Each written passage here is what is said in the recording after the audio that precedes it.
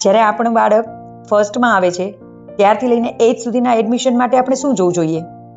તો આ માટે આપણે 2 કેટેગરી ડિવાઈડ કરી શકીએ. એક 1st to 5thની, એક 6th to 8thની. એ એજ પ્રમાણે તમે તમારી સ્કૂલ ચૂઝ કરી શકો છો, બચ્ચાઓને એક્ટિવિટી પણ કરાવી શકો છો. જેમ કે 1st to 5thના બચ્ચા છે ને એ સ્ટડી માટેનો બેઝ છે, પણ સ્ટડી રટવા માટેનો નહીં. તો એ પ્રોપર ત્યાં એક્સપ્લેનેશન સ્કૂલમાં થાય છે. એક્ટિવિટી બેઝ લર્નિંગ છે, કારણ કે એક્ટિવિટી બેઝ લર્નિંગ હોય ને એટલે બચ્ચાઓને એકદમ ક્લિયર કોન્સેપ્ટ થાય છે. તો 1st to 5thમાં એક્ટિવિટી બેઝ લર્નિંગ છે.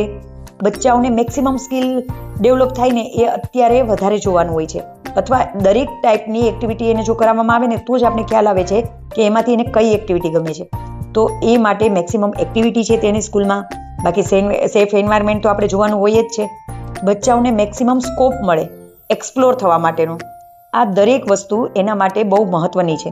અને આ એજ જ એટલી ગોલ્ડન છે ને કે બચ્ચાઓને ખુદને નથી ખબર હોતી કે મને શું ગમે છે, પણ જો તમે તેને આવા અલગ અલગ એન્વાયરમેન્ટમાં મોકલતા રહેશો ને તો તમને ફ્યુચરમાં ખ્યાલ આવશે કે એને કઈ વસ્તુ ગમે છે અને કઈ વસ્તુ નથી ગમતી. તો એને ગમતી વસ્તુમાં આપણે ઇન ફ્યુચર એને એક્સપર્ટ કરી શકીએ. જ્યારે 6 થી 8નો પીરિયડ છે ને એ એકેડેમિકનો ફાઉન્ડેશન પીરિયડ છે. ત્યારે એને મેક્સિમમ સ્ટડી માટે મહેનત કરવાની હોય છે. એ સ્ટડી કરે છે તો ત્યાં પોતાની જાતને સ્કૂલમાં એક્સપ્રેસ કરી શકે છે. ત્યાં વીક સ્ટુડન્ટ્સ હોય છે તો એના માટે પર્સનલી કેર કરી શકે છે. આ દરેક વસ્તુ તમે સ્કૂલમાં જોઈ શકો છો. અને બચ્ચાઓને મેક્સિમમ પોતાની રીતે ટેન્શન ફ્રી, ડર ફ્રી બોલી શકે છે. આ વાતાવરણ ખૂબ મહત્વનું છે બચ્ચાઓના ડેવલપમેન્ટ માટે. તો આ દરેક પોઈન્ટનું ચોક્કસ ધ્યાન રાખજો.